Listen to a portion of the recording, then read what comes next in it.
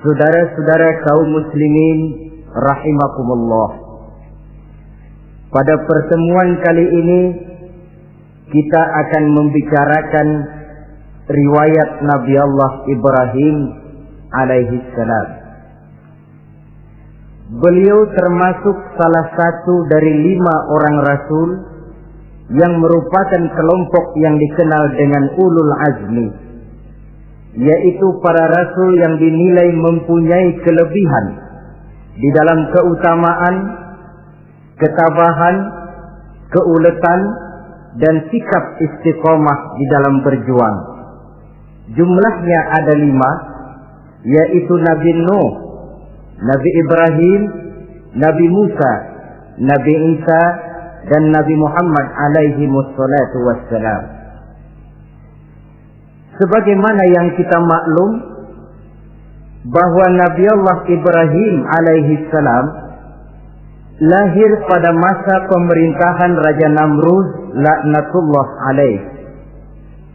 Namrud adalah figur yang lebih merupakan kekuatan daripada keadilan, lebih merupakan kezaliman daripada kebijaksanaan. Ia seorang raja yang memerintah secara sewenang-wenang, lalu dengan segala macam cara berusaha mempertahankan kekuasaannya.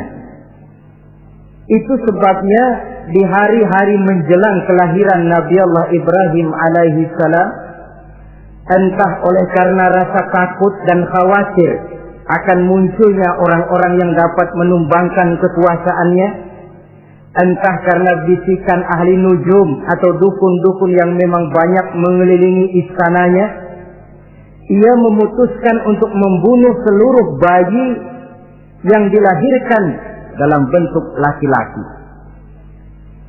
Ini dilatar belakangi oleh kekhawatiran akan muncul seseorang yang dapat menghancurkan kekuasaannya, sebagaimana Fir'aun laknatullah alaih.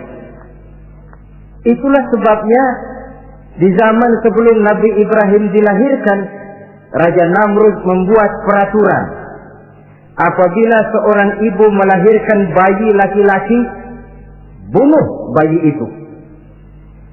Seluruh perempuan hamil berada di bawah pengawasan aparatur negara, dan laki-laki dianjurkan untuk jangan dekat-dekat dengan istrinya guna menghindari terjadinya proses kehamilan ini.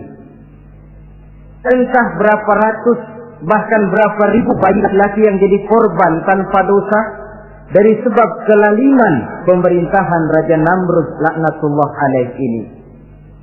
Kita teringat kepada satu hadis di mana Rasulullah sallallahu alaihi wasallam pernah bersabda, "Ya'ti 'alan nasi zamanun ru'asa'uhum kal asad wa wuzara'uhum kal zi'ab wa qudatuhum kal kilab wa katsirun nasi yawma idzin kal aghnam." Pada satu saat, kata Nabi, akan datang di tengah masyarakat manusia di mana pada masa itu muncul pemimpin-pemimpin yang bertingkah laku seperti singa. Ru'asa'uhum kal asad. Pemimpin-pemimpin mereka bertingkah laku seperti singa. Saudara kenal singa? Saudara boleh periksa, di mana ada hutan, singa selalu menjadi raja. Padahal hutan belum pernah bikin pemilihan umum. Tapi yang namanya singa tidak pernah peduli. Ada pemilihan umum atau tidak, raja hutan tetap singa. Kenapa? Karena singa menjadi raja di hutan bukan berdasarkan kebenaran, tapi karena kekuatan. Karena kuat, maka dia naik jadi raja. Soal benar atau tidak, soal lain. Maka sebagai akibatnya, setelah si singa ini naik menjadi raja hutan, dia bukan melindungi rakyatnya, malah makanin rakyatnya. Coba saudara lihat di hutan, kambing rakyat hutan dimakan oleh singa, ayam rakyat hutan dimakan oleh singa, sapi rakyat hutan dimakan oleh singa. Inilah akibatnya karena singa naik berdasarkan kekuatan. Setelah naik bukan melindungi rakyatnya, malah makanin rakyatnya. Mental semacam inilah yang dimiliki oleh Raja Namrud laknatullah alaih.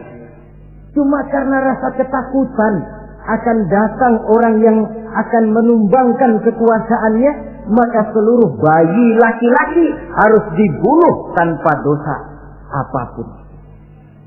Itulah kata Nabi, akan datang di tengah masyarakat manusia muncul pemimpin-pemimpin yang mentalnya seperti singa.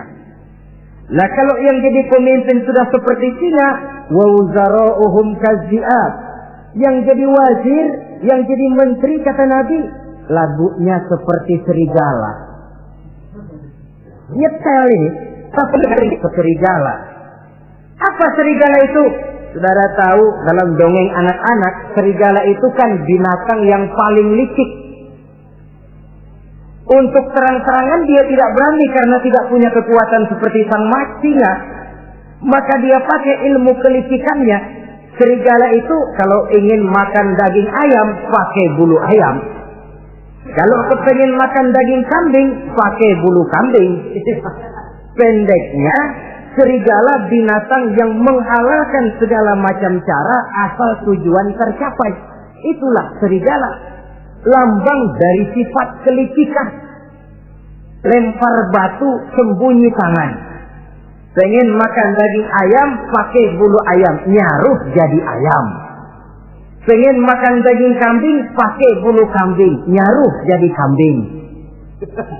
Ini akibat dari yang pertama tadi. Pemimpin seperti singa, lalu menteri pun seperti serigala. Efeknya kemudian yang segera menyusul apa? Wa qudatuhum kalkilab. Kalau pemimpin sudah seperti singa, menteri sudah seperti serigala, wa qudatuhum kalkilab, akan muncullah para penegak hukum yang mentalnya seperti anjing. Inna lillahi wa inna ilaihi raji'un. Penegak hukum yang mentalnya seperti anjing itu. Anjing, saudara lihat, anjing akan setia kepada siapa saja yang memberinya daging. Kalau dia disuruh jaga rumah, dia tidak bisa membedakan mana yang maling, mana yang tamu. Biar yang datang tamu, kalau nggak bawa apa-apa, pasti digonggong. Biar yang datang maling, kalau bawa daging, anjing kalem. Pokoknya siapa yang berdaging, itulah majikan saya. Apa kata majikan saya, itulah yang saya laksanakan. Maka hilang kebenaran hukum, hancur norma-norma keadilan. Oleh karena apa? Oleh karena anjing dapat daging. Lalu dalam kondisi semacam itu, yang jadi rakyat bagaimana? Kata Nabi, wa katsirun nas yauma idzin kal aghnam. Adapun kebanyakan orang pada masa itu, lagunya sudah seperti kambing. Saudara, kambing itu binatang yang cuma menang groyokan dan tidak punya alternatif. Namanya kambing, digiring ke lapangan embe. Betul kan? Digiring ke kuali embe. Dikasih makan rumput embe. Sampai pun mau dipotong, masih embe juga. Tidak punya pilihan lain si kambing ini, tidak punya alternatif lain. Kondisi semacam inilah yang terjadi di masa pemerintahan Raja Namrud laknatullah alaih. Oleh karena diiming-iming, dibisiki oleh dukun-dukunnya, oleh nujum-nujum yang mengelilingi istananya, bahwa akan datang seorang anak laki yang kelak akan menumbangkan kekuasaannya, dia mengeluarkan peraturan. Ya, peraturan singa. Mulai saat ini diumumkan kepada seluruh rakyat, siapa-siapa perempuan melahirkan bayi laki-laki, bunuh hidup-hidup. Seluruh orang bunting di bawah pengawasan hansip negara. Dan mulai malam ini, supaya semua kaum bapak jarang-jarang tidur sama istrinya. Namanya peraturan Namrud. Tapi apa yang memang Allah kehendaki untuk terjadi, pasti terjadi. Yaitu kelahiran Nabi Allah Ibrahim alaihi salam. Pada saat beliau terlahir ke alam ini, oleh ayahnya yang bernama Azar, disembunyikan di dalam sebuah gua. Di sini bertemu antara nurani seorang bapak dan ketaatan kepada raja. Dia ingin taat kepada raja, dia mesti membunuh anaknya. Tapi sebagai bapak, dia sayang kepada anaknya, dia harus selamatkan. Dicarinya jalan tengah, maka Ibrahim disembunyikan di dalam sebuah gua dengan satu perhitungan tentunya. Lu mati, ya nggak apa-apa, lu hidup ya syukur. Sebab ini pertimbangan dia akan bikin susah dia di masa yang akan datang. Coba anak pada kondisi apa adanya ditaruh di dalam gua, menurut perhitungan logika mati ini. Namun apa yang terjadi? Nabi Allah Ibrahim yang sejak masa bayi diletakkan dalam gua dipelihara oleh Allah. Nah, kalau Allah yang sudah memelihara, orang mana yang sanggup mendatangkan bencana dan mudarat? Untuk melangsungkan kehidupannya, Nabi Ibrahim itu mengisap ibu jarinya. Dan konon menurut riwayat dari ibu jarinya itu keluarlah madu. Sehingga walaupun tidak didampingi oleh ayah dan ibunya, tinggal di dalam gua seorang diri, pertumbuhannya sebagai seorang bayi menjadi seorang anak, tumbuh dengan pesat sebagai lazimnya anak-anak yang lain. Dalam ilmu tauhid ini yang dinamakan irhas. Tanda-tanda yang diberikan kepada seseorang yang akan dipilih menjadi rasul pada saat dia masih anak-anak. Ini yang dinamakan irhas. Adapun kalau dia sudah diangkat menjadi rasul, maka tanda-tanda itu dinamakan mukjizat. Kalau jatuh kepada wali, maka tanda itu dinamakan karomah, atau yang dalam bahasa kita disebut dengan keramat. Jadi kan kita ini dalam kehidupan anak-anak kita kadang-kadang bisa melihat bakat yang dimilikinya pada saat dia masih kecil. Tanda-tanda itu ada. Nah, dalam kehidupan para rasul, masa kecil mereka yang melakukan itu dinamakanlah irham. Begitulah Nabi Ibrahim tumbuh dari bayi menjadi anak-anak di dalam gua. Dan ayah ibunya kadangkala menengok dia. Pada saat dia sudah mulai pandai berbicara, dia sudah mulai berpikir. Dan pola berpikir yang pertama, satu hari dia tanya bapaknya, "Papi," kalau bahasa sekarang, "ini yang bikin alam ini sebenarnya siapa? Yang bikin saya siapa? Yang menyebabkan saya ada siapa?" "Ya kami, ibu bapakmu," kata ayahnya. "Oh begitu." "Lalu yang bikin ibu bapak siapa?" "Ya nenekmu. Gara-gara dia saya ada, gara-gara saya kamu ada." "Lalu yang bikin kakek dan nenek siapa?" "Ya buyutmu." "Lalu yang bikin buyut siapa?" "Ya bapaknya buyut." "Yang bikin bapaknya buyut, ya kakeknya buyut." Kalau gitu nggak pernah selesai dong. Tentu akan ada pencipta pertama. Siapa pencipta pertama itu? "Bapaknya buntu." "Lu jangan usil dah. Temen-temen lu juga nggak pernah nanyain urusan kayak begini. Saya nggak puas, Pak. Begini sekarang, saya mau tanya.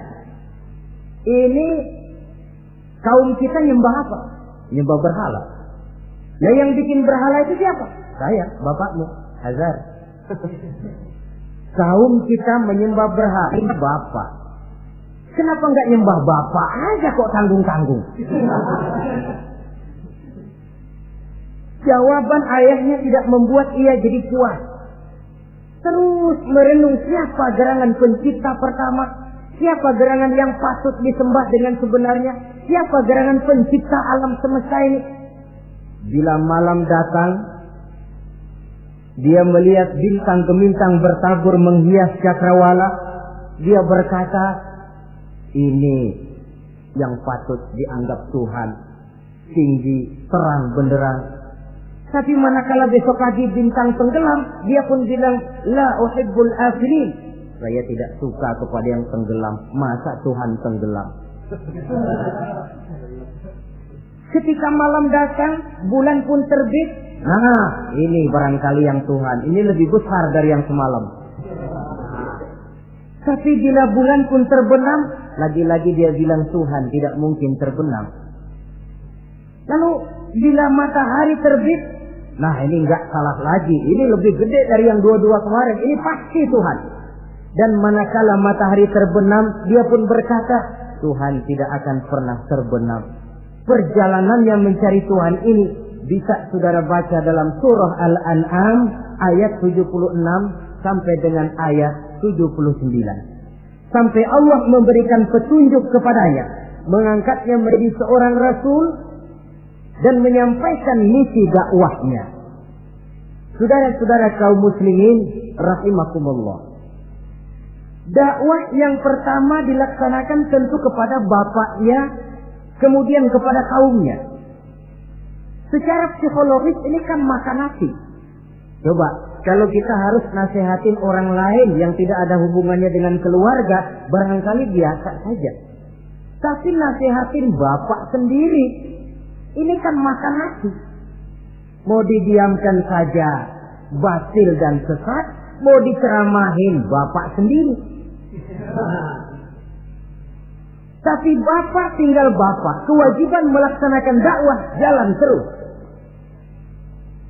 Ini berarti bahwa tugas amar ma'ruf dan nahi munkar memang tidak mengenal posisi. Begitulah saudara-saudara, sampai kepada satu hari Nabi Ibrahim melaksanakan dialog dengan kaumnya. Saudara-saudara, hadhihi tamasil allati antum laha akifun. Surah Al-Anbiya ayat 51. Saudara-saudara, berhala-berhala ini yang bapak saya yang buat, inikah yang selama ini tuan-tuan sembah? Kaumnya menjawab, qalu wajadna aba'ana laha abidin. Iya, sebab nenek moyang kami, nenek moyang kita juga dulu nyembah itu. Bagaimana nenek moyang kita, begitulah kita. Jawab Nabi Ibrahim, laqad kuntum wa aba'ukum fi dhalalin mubin. Sebenarnya kamu dan nenek moyangmu sama, borongan satu gerbong sesat. Kok kamu ngikutin nenek moyang kamu? Mereka enggak berpikir, kamu enggak ikut berpikir. Mereka sesat, kamu ikut sesat. Kamu sudah hidup di satu zaman yang maju sekarang ini. Kenapa mau kembali ke zaman nenek moyang dulu? Menyembah berhala yang nyata-nyata tidak sanggup mendengar, tidak sanggup melihat, tidak sanggup memberikan manfaat mudarat.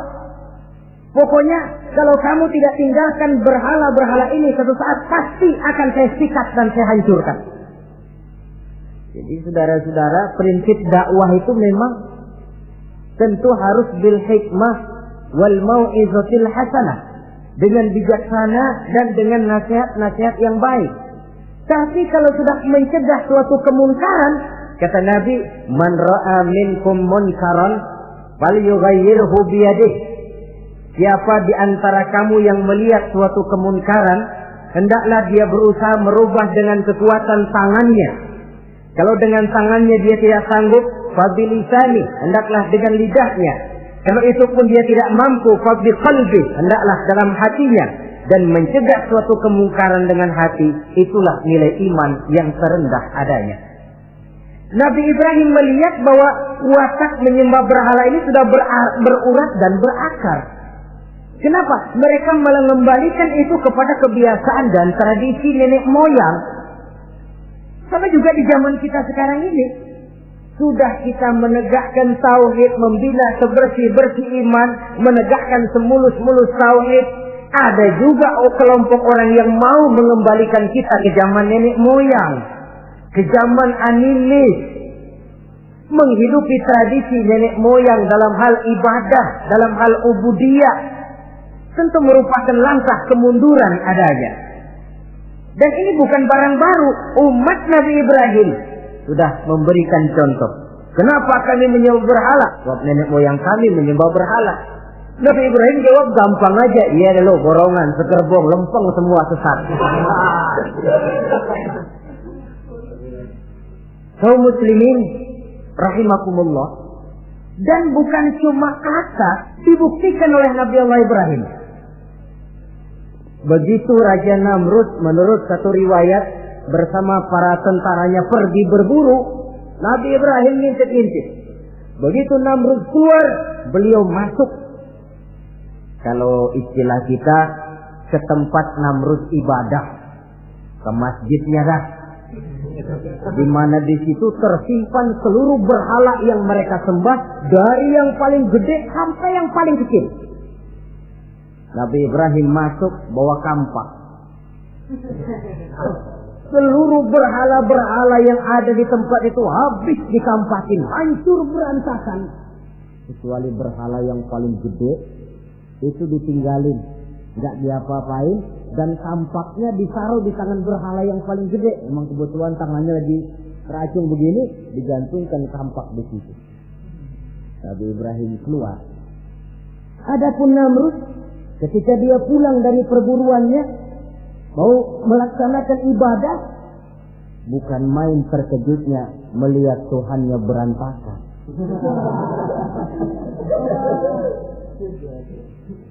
Waduh, ini celaka kerjaan siapa ini? Dikumpulkan para intel negara, staf-staf khusus. Ini ada supersip masuk kemarin, mengganggu stabilitas peribadatan kita. Ini mesti dicari siapa biang keroknya ini. Cari sampai ketemu siapa yang menghancurkan Tuhan-Tuhan kita ini.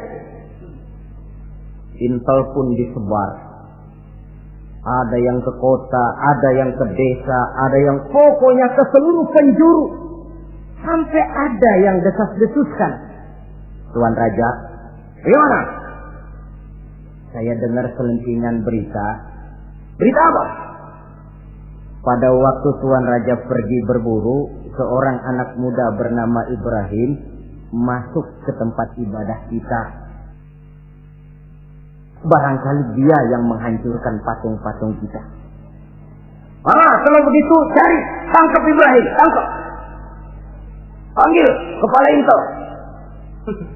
Dipanggil. Kamu cari orang namanya Ibrahim, tangkap. Kok ditangkap? Tangkap. Sebab menurut berita dia yang menghancurkan berhala-berhala kita. Ya tapi kan belum ada buktinya, Pak. Soal bukti gampang, belakangan. Yang penting tangkap aja dulu.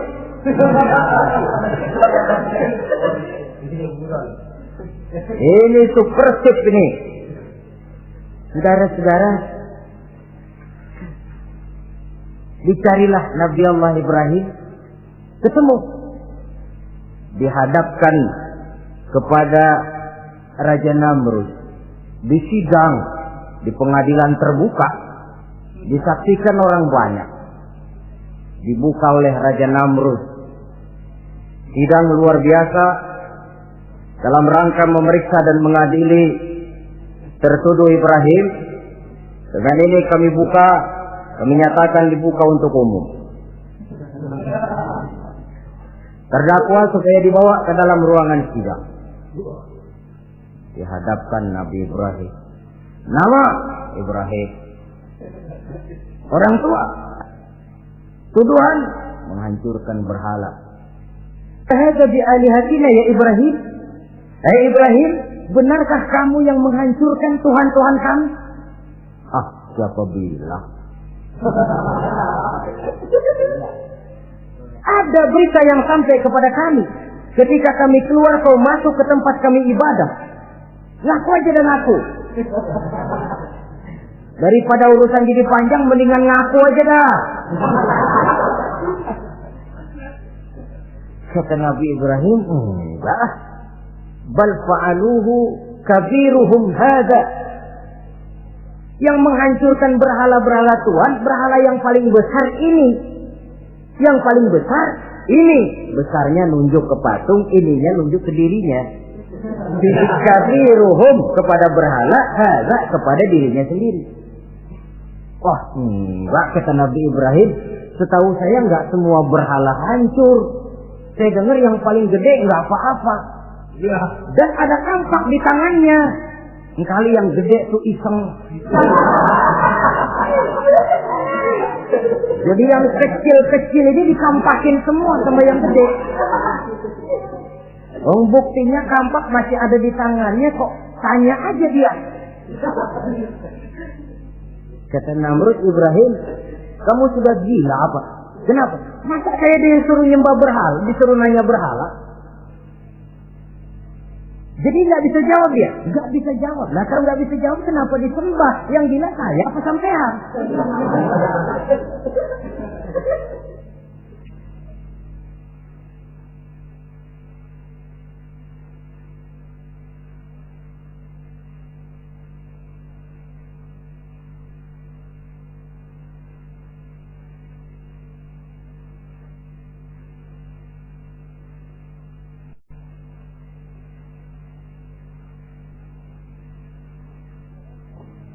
Merasa tidak sanggup menghadapi argumentasi yang diajukan oleh Nabi Allah Ibrahim, Namrud salap. Dalam kesalapannya itulah ia menjatuhkan vonis bahwa Nabi Allah Ibrahim dihukum bakar hidup-hidup. Pada hari yang ditentukan, dikumpulkanlah kayu bakar sebanyak-banyaknya, hingga merupakan timbunan besar yang menyerupai sebuah bukit kecil. Apabila segalanya telah siap, kayu bakar itu pun disulut orang, dan api mulai menjilat ke sana kemari, makin lama makin besar, makin lama makin besar, sehingga tentara Namrud bingung. Ini Ibrahim bagaimana ngebakarnya? Kalau kita anterin ke api, kitanya ikut angus, dilemparin gak mungkin sampai. Lalu mereka menemukan akal, dibuat semacam lentingan busur panah. Kalau istilah kita di kampung kayak selepetan begitu. Sehingga Nabi Ibrahim dilemparkan dan tepat jatuh di tengah kobaran api yang menggunung. Namrud tentu saja memandang dengan perasaan puas. Segenap konco-konco dan antek-anteknya melihat dengan hati yang lega. Dan semuanya merasa hancur sudah biang kerok yang selama ini menjadi racun dan duri dalam kehidupan kita. Tapi rupanya yang mereka mau lain dengan yang Allah mau. Ketika Nabi Allah Ibrahim hampir masuk ke tengah kobaran api yang menggunung itu, datanglah perintah Allah kepada api. Ya naru kuni bardan wa salaman ala Ibrahim. Hai api, dinginlah kamu, selamatkan Nabi Ibrahim. Api ini tunduk kepada perintah Allah, ia pun dingin. Sehingga Nabi Ibrahim di tengah kobaran api yang menggunung, seujung rambut pun tidak terbakar, malah kedinginan di tengah kobaran api. Lalu api ini dari besar, makin lama makin kecil, makin lama makin kecil, akhirnya padam. Yang ada tinggal tumpukan arang dan debu. Kata Namrud, mampus lo Ibrahim, rasain. Barangkali istilah kita nih, makan pencarian lo. Pakai betingkah mencaci maki Tuhan kami, menghancurkan berhala-berhala. Sekarang rasakan hasil usahamu. Sorak-sorai pun kedengaran. Begitu lagi sorak-sorak dari tumpukan abu dan arang itu gerak-gerak. Kerusak. Kok ini ada arang bergerak-gerak? Rupanya dilihat-lihat, makin lama makin nyata, Nabi Ibrahim keluar dari tumpukan arang dalam keadaan utuh, tidak kurang satu apapun. Sebenarnya andai kata Namrud mau menggunakan akalnya, saat itu dia tentu menemukan satu hal yang luar biasa. Satu kebesaran yang kalau dia mau merenung akan sampai kepada kekuasaan yang serba maha. Tapi karena ketika itu hatinya sudah dipenuhi nafsu, ditutupi oleh kesombongan, dia buta terhadap kenyataan itu. Kaum muslimin rahimakumullah, akhirnya Nabi Allah Ibrahim ini diteror langsung oleh orang tuanya. Kata abahnya, "Aradibun anta an alihati ya Ibrahim? Ibrahim, kau benar-benar tidak senang kepada Tuhan-Tuhan kami berhala-berhala ini? La in lam tantahi la arjumannaka wahjurni maliya." Kalau engkau tidak berhenti, hai Ibrahim, tidak berhenti memperkenalkan Tuhan seru sekalian alam, tidak berhenti mencela dan mencaci bahkan menghancurkan berhala-berhala kami, la arjumannaka, akan kami rajam kamu. Iya, kalau raja yang ngancam begini, orang tua beliau sendiri ngancam begini. Itulah tantangan dakwah, saudara-saudara. Kita melaksanakan dakwah ini tempo-tempo berhadapan dengan penguasa yang mentalnya macam Namrud. Tempo-tempo berhadapan dengan orang kaya yang pelitnya macam Qarun. Tempo-tempo berhadapan dengan orang tua yang mentalnya macam Azar. Orang tua yang kaku, yang tidak mau terbuka terhadap kenyataan. Istilah di kampung kita, orang tua yang laceng. Tahu laceng? Udah salah kenceng. Sulit benar menerima pembaruan yang membawa umat kepada masalah-masalah yang memang nyata lebih baiknya. Itulah tantangan di dalam melaksanakan tugas dakwah, dan ini dihadapi oleh Nabi Allah Ibrahim. Ayahnya terakhir memberikan tekanan, kalau kau tetap melaksanakan misimu, tidak engkau mau berhenti dari tugas dakwah ini, awas Ibrahim, la arjumannaka, akan aku rajam, akan kami lontari kau dengan batu, wahjurni maliya, pergi kamu dari sini. Ya Allah, diputuskan hubungan. Kalau memang engkau berkeras dengan tugas dakwamu, persilakan Ibrahim keluar, pergi saja dari sini. Diusir oleh orang tuanya sendiri. Inilah hidayah, saudara-saudara. Oleh sebab itu, tugas utama kita kaum muslimin sebenarnya bukan mengislamkan orang, tapi menyampaikan Islam.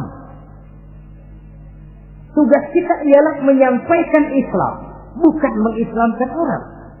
Sebab orang mau Islam atau tidak, itu urusan hidayah dari Allah. Jangankan kita, Nabi Ibrahim tidak sanggup mentauhidkan ayahnya Azar. Nabi Nuh tidak bisa mengislamkan putranya Kan'an. Bahkan Nabi kita Muhammad sallallahu alaihi wasallam pun tidak bisa memberikan hidayah kepada Abu Jahal dan Abu Lahab. Paman Nabi, orang tua Nabi, anak Nabi, istri Nabi sekalipun, hidayah tidak diberikan kepada mereka. Mereka tidak terpanggil mengikuti kebenaran. Kalau sudah kenyataan ini yang kita temui, kembalilah kepada konsep Quran. Allahumma inni qad ballaghtu, wahai Allah, seruanmu sudah saya sampaikan, dakwahmu sudah saya canangkan, ajakan kepada tauhid sudah saya sampaikan. Allahumma inni qad ballaghtu, sudah saya sampaikan ya Allah. Perkara mereka tidak mau ikut, itu karena semata-mata hidayah berada di tanganmu ya Allah. Kalau kemari landasan dakwah kita, insya Allah tugas dakwah kita berkelangsungan. Kalau tidak, makan hati. Kita pikirin, ya orang gua ajak benar-benar nggak mau. Ya, dipikirin. Saya ajak ngaji malah dikasih maki. Saya ajak yang baik malah saya dicemoohkan. Kok begini dakwah?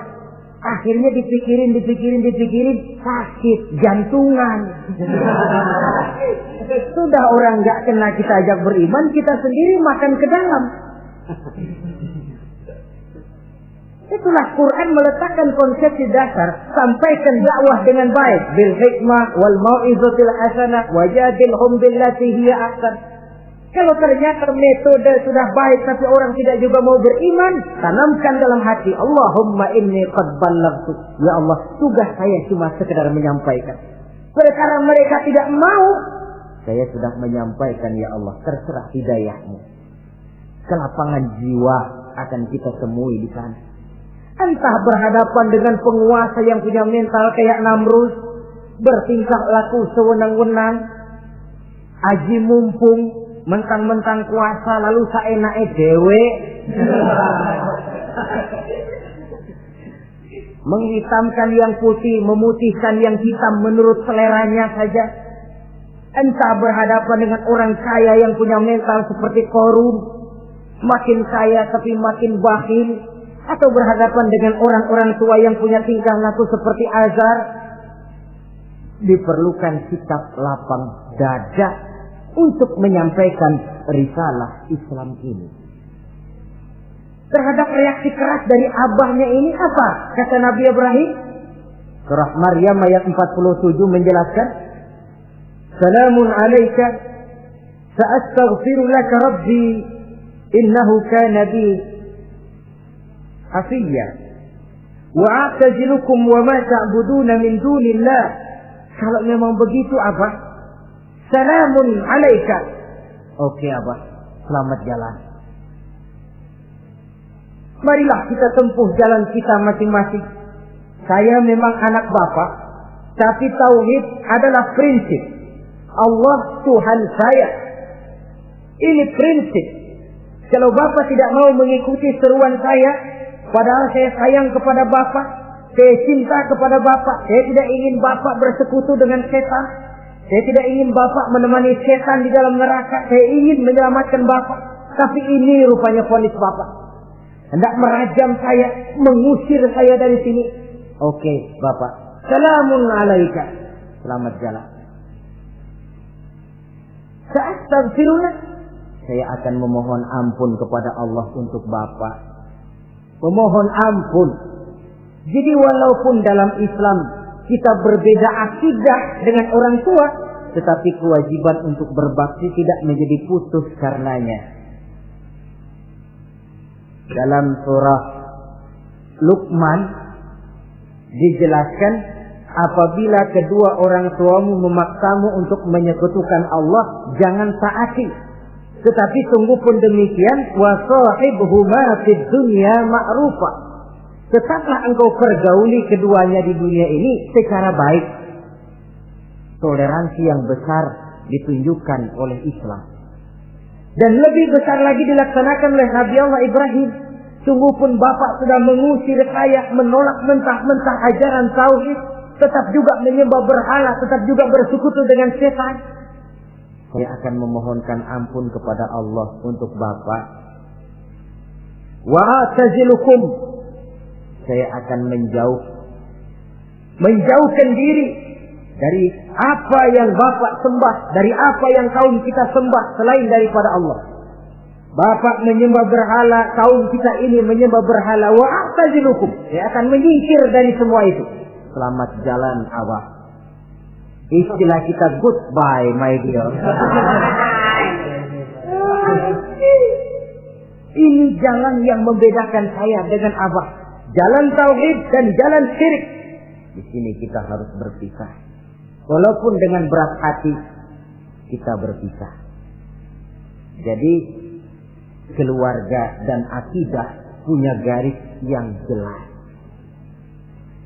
Umumnya, ya walaupun baik tapi memang harus ditingkatkan. Umumnya kita ini kan mayoritas merasa sebagai muslim karena keturunan. Kenapa kamu Islam? Bapak saya Islam, nenek saya Islam, saya Islam. Baiklah, itu pun baik. Pada mulanya memang harus begitu. Tapi lambat laun kita tentu harus merasakan bahwa keberadaan kita dalam Islam tidak cukup cuma karena faktor keturunan. Dengan kata lain, kita harus memperbaiki kualitas keislaman kita. Inilah proyek utama kita sekarang, mengislamkan orang Islam. Saudara-saudara kaum muslimin rahimakumullah. Maka Nabi Ibrahim pun meninggalkan orang tuanya, meninggalkan kaumnya, uzlah, hijrah ke tempat Baitul Maqdis, daerah di Palestina sekarang ini. Sejarah kehidupan Rasul umumnya memiliki kemiripan. Rata-rata ditentang oleh kaumnya sendiri dan sebagian besar lalu hijrah. Itu barangkali memang resiko dari satu perjuangan. Nah, begitu tantangan yang dihadapinya dalam melaksanakan dakwah. Lalu cobaan-cobaan yang diberikan Allah kepada Nabi Ibrahim pun luar biasa. Pantas kalau beliau itu masuk ulul azmi dan mendapat titel Khalilullah. Nabi Ibrahim titelnya Khalilullah. Orang yang mencintai dan dicintai Allah. Khalilullah. Ini terbukti dari cobaan-cobaan yang dihadapinya. Pertama, dari perkawinannya dengan Siti Hajar, dengan Siti Sarah maksud saya, beliau tidak dikaruniai seorang anak pun. Umur sudah lanjut. Padahal anak kita tahu pelanjut sejarah, penyambung cerita, si buah hati belahan jantung. Sampai pada satu hari Hajar musyawarah. Kalau bahasa kita, Bang, bagaimana Hajar? Lama juga kita sudah berumah tangga kan, Bang? Lalu, dan kita sejauh ini belum dikaruniai seorang anak pun. Ya sabarlah. Pada waktunya tentu akan ada juga. Tapi kapan lagi, Bang? Usia kita sudah cukup lanjut. Maksud kamu bagaimana, Hajar? Begini sajalah, Bang. Bagaimana kalau abang kawin saja lagi? Ya Allah, punya istri macam begini, menyuruh lakinya kawin lagi. Tapi dasar Nabi Allah Ibrahim, enggak mau saya kan cinta sama Hajar. Iya, soal cinta saya tahu, dan saya tidak meragukan cinta abang kepada saya. Cuma masalahnya saya nggak bisa memberikan keturunan, Bang. Bukan nggak bisa, belum. Sudahlah, kawin saja lagi, Bang. Nggak mau, nggak mau. Istrinya nyuruh kawin, lakinya ogah-ogahan. Sekarang kan enggak, istrinya larang kawin, suaminya malah nyelintil.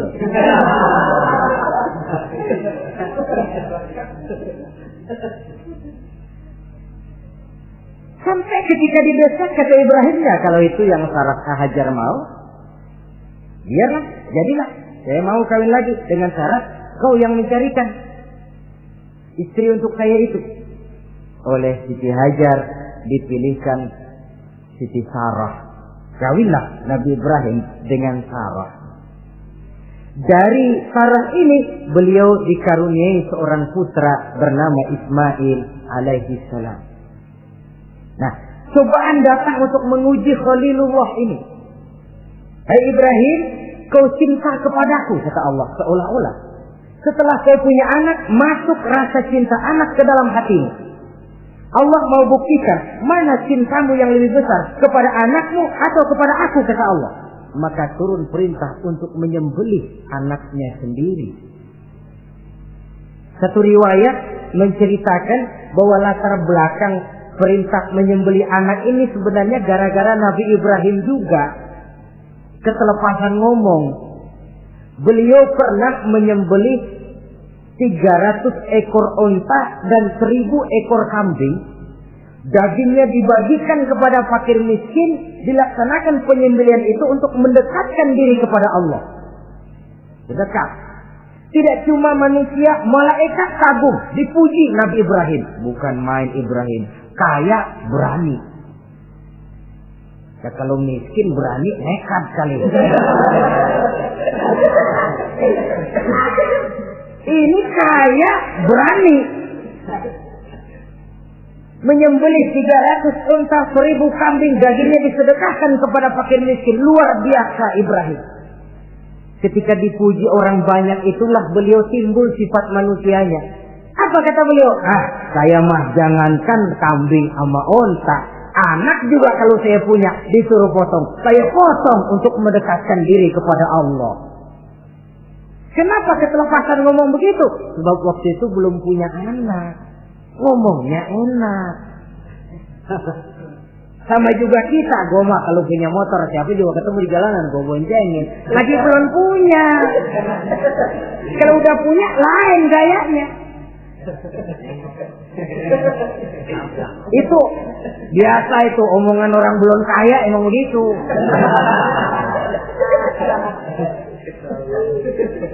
Saudara-saudara, sehingga omongan yang beliau sudah lupa bertahun-tahun bahkan puluhan tahun ini. Begitulah ketika sudah punya anak Ismail, falamma balagha ma'ahu sa'ya, ketika Ismail sedang lucu-lucunya dalam tidurnya mimpi turun perintah, ya Ibrahim uffi binuzrika. Hai Ibrahim, bayar nazarmu. Nazar? Iya. Apa nazar? Dulu pernah ngomong apa, ingat enggak? Jangankan cuma kambing, unta, anak pun kalau punya disuruh potong, saya potong. Jadi anggap nazar. Bayar nazarmu, potong anakmu. Dipikirin siangnya, semalam itu benar-benar perintah Allah apa cuma ngimpi? Kalau ngimpi kok jelas amat. Kalau perintah Allah kok kelewatan amat. Pakai anak disuruh potong, emang gak ada yang lain apa? 3 malam berturut-turut mimpi sampai beliau yakin ini memang benar perintah Allah. Dan dilaksanakan dengan berat hati. Pagi-paginya bilang kepada Siti Sarah, Sarah, Ismail mandikan, berikan pakaian yang baik, saya mau bawa pergi dia. Kemana bang? Pokoknya mau saya bawa. Berangkatlah anak beranak ini menuju salah satu bukit di daerah Mina. Ketika duanya sudah mau berangkat, iblis sibuk bukan main. Ini cobaan loh. Orang kalau mau ibadah, iblis paling gatal. Segala macam cara mereka lakukan agar orang jangan ibadah. Ini Ibrahim mau membuktikan cintanya kepada Allah. Ya Allah, lihatlah. Walaupun saya sudah punya anak, cinta saya kepadamu lebih besar ya Allah. Walaupun perintah ini menyembelih leher anak sendiri, saya potong karena melaksanakan perintahmu. Iblis ribut. Mula-mula dia bisikin Nabi Ibrahim. Hei Ibrahim, kau lihat anakmu di belakang itu. Kecil, lucu-lucunya. Masa anak begitu mau dipotong? Tega kamu Ibrahim. Ini perintah Allah. Gak ada urusan sama ente. Iya. Kata iblis, waduh mantap juga nih. Kalau suaminya gagal, istrinya kali. Biasanya perempuan perasaannya lebih tinggi daripada pikirannya. Ini Siti Saroh barangkali. Kalau Siti Hajar barangkali kalau saya perdayai bisa terpedaya. Hajar, ya. Kamu tahu anakmu Ismail mau dibawa kemana? Saya tidak tahu. Mau dipotong oleh suamimu Ibrahim. Mau dipotong. Dipotong. Kok bisa begitu? Iya, katanya ini perintah Allah. Iblis, kalau memang ini perintah Allah, jangankan cuma anak saya Ismail, saya juga ibunya mau ikut dipotong. Wah, kata iblis ini gilaan lagi dari laki.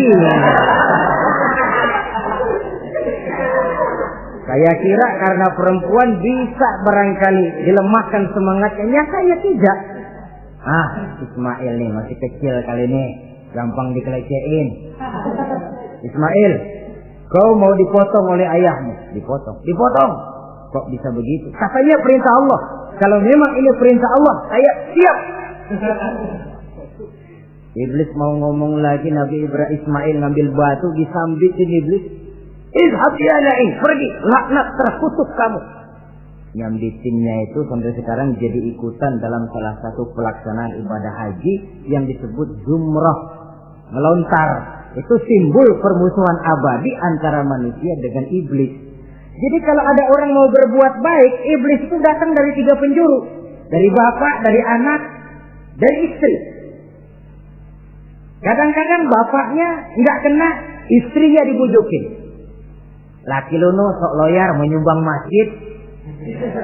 Jangan kasih duit, simpan aja baik-baik. Istri nggak kena, anak. Segala macam cara iblis berusaha. Baru sampai di bukit yang dituju, Nabi Ibrahim buka kartu.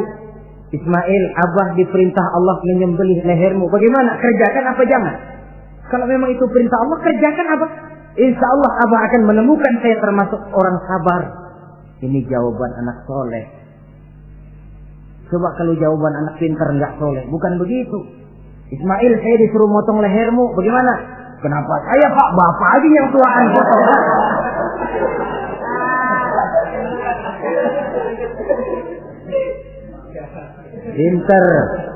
Pinter, tapi nggak soleh ya begitu itu, minteri jadinya. Saudara-saudara, sampai Nabi Ismail diganti oleh Allah dengan seekor kambing kibas. Cobaan terhadap kecintaannya kepada Allah. Kau cinta aku, itu benar. Tapi setelah kau punya anak, rasa cinta anak masuk ke dalam hatimu. Mana lebih besar, cintamu kepada anakmu atau cintamu kepada aku, kata Allah. Terbukti cintanya kepada Allah lebih besar daripada cintanya kepada anaknya. Bukankah nilai cinta itu baru terasa nyata kalau sudah lewat cobaan, lewat pembuktian? Sehingga dengan demikian kata orang, biasanya cinta itu menuntut pengorbanan. Berani bercinta, berani berkorban. Jangan takut berkorban, nggak usah cinta-cintaan.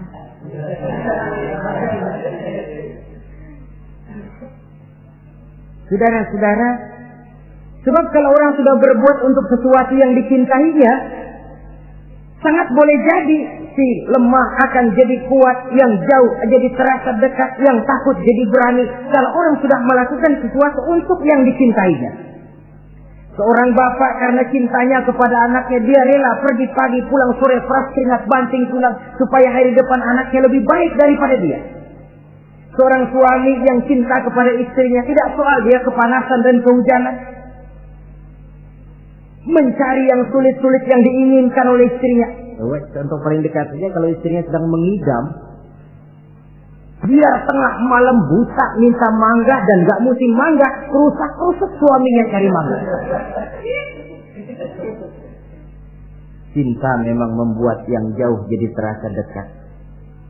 Lalu cobaan lain ketika turun perintah melaksanakan khitan. Umur beliau menurut riwayat Abi Daud sudah umur 80 tahun. Di zaman belum ada pisau cukur, silet, gunting, kulit sudah alot. Tapi ini perintah Allah, laksanakan. Resiko belakangan. Nabi Ibrahim pandai memilah mana kepentingan pribadi, mana perintah Allah. Nah, perkara beliau nanti pindah ke Mekah, membangun Ka'bah sampai kepada hari tuanya, ini berkaitan dengan Nabi Allah Ismail, dan akan kita bicarakan pada pertemuan di mana kita nantinya akan membicarakan riwayat Nabi Ismail alaihi salam. Untuk riwayat Nabi Ibrahim, walaupun serba singkat, hingga ini sajalah dahulu, dan mudah-mudahan menjadi tamsil, ibarat dan contoh yang bisa kita jadikan pegangan di dalam kehidupan kita sehari-hari. Terima kasih banyak atas segala perhatian. Mohon maaf atas segala kekurangan. Usikum wa nafsi bitaqwallah. Wassalamualaikum warahmatullahi wabarakatuh. Waalaikumsalam.